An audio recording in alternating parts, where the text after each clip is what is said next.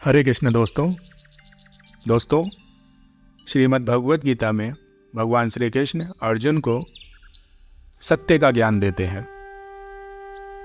सत्य के लिए लड़ने को कहते हैं, सत्य के लिए युद्ध करने को कहते हैं। दोस्तों, हमें भी छोटी चीज के लिए युद्ध नहीं करना है। युद्ध करना है तो घनघोर युद्ध करना है। छोटा युद्ध तो बिल्कुल नहीं लड़ना है। संग्राम करना है तो भरपूर संग्राम करना है। ये बात अच्छे से समझ लो।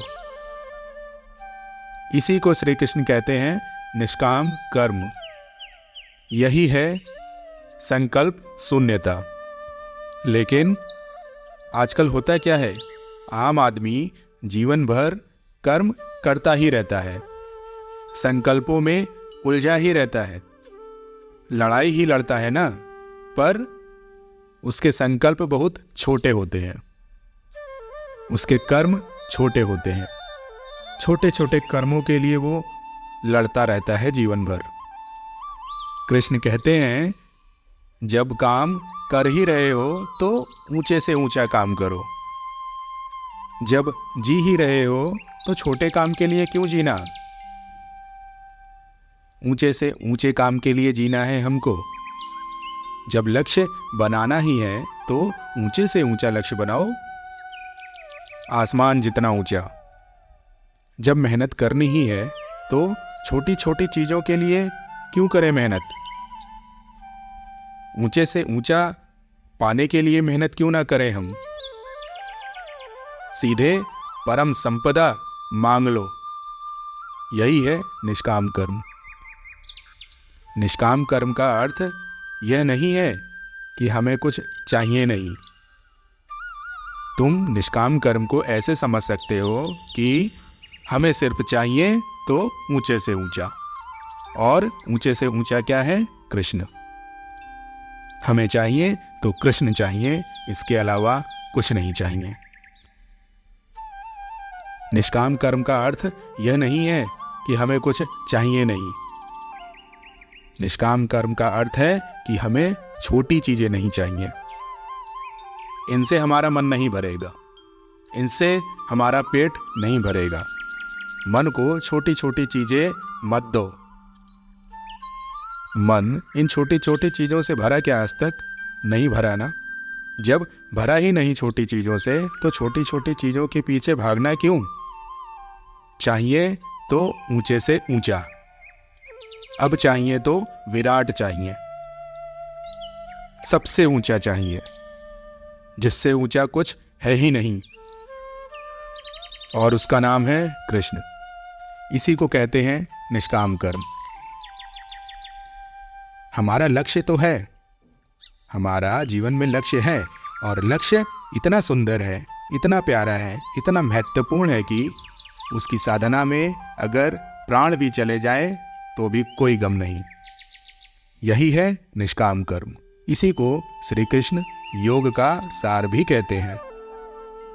श्री कृष्ण कहते हैं तुमने 50 तरह के अभ्यास कर लिए होंगे, पर जब तक तुम संकल्प रहित नहीं हुए, जब तक तुम योगी नहीं कहलाए, तो तुम और कितने तरह के योग की विधियों को आजमाना चाहते हो।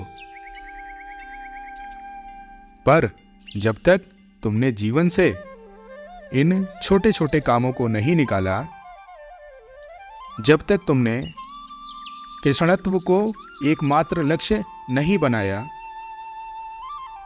तुम योगी नहीं हो। तुम योगी तभी होगे जब तुम्हारा लक्ष्य सिर्फ कृष्ण होंगे। दोस्तों, बहुत से लोग घूम रहे हैं इस संसार में।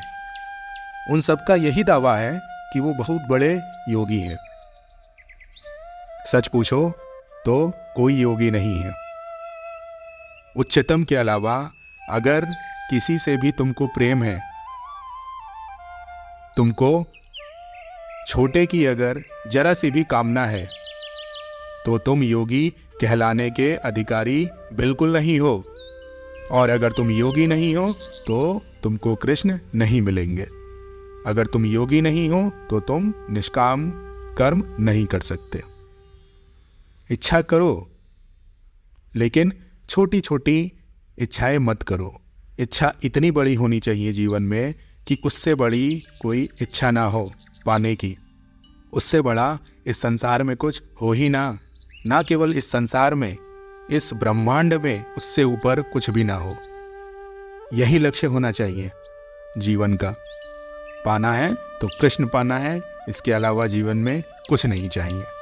जीवन में लक्ष्य यही बनाओ। इसी को कहते हैं योग सार, इसी को कहते हैं निष्काम कर्म, इसी को कहते हैं कर्म फल की इच्छा से रहित। फल है, लेकिन इतना ऊंचा फल है कि उसको पाने के लिए हम खुद ही मिट जाएंगे। जब हम मिट जाएंगे तब हमें वो मिल जाएगा, और जब हम मिट जाएंगे तो हम कृष्ण में समा जाएंगे। उसी को कहते हैं आत्मा और परमात्मा का मिलन। कबीरदास बोलते हैं ना, जब मैं था तो हरि नहीं, अब हरि है तो मैं नहीं। कबीरदास ने भी यही कहा है कि जब हरि है तो मैं नहीं, और जब मैं हूँ तो हरि नहीं। इसका मतलब जब मैं नहीं रहा तो हरि है, क्योंकि मैं हरि में ही मिल गया जाके। मेरा मैं खत्म हो गया। दोस्तों, जीवन का लक्ष्य बनाओ तो ऊंचे से ऊंचा। छोटे मोटे लक्ष्यों के पीछे मत भागो, जीवन मत गवाओ।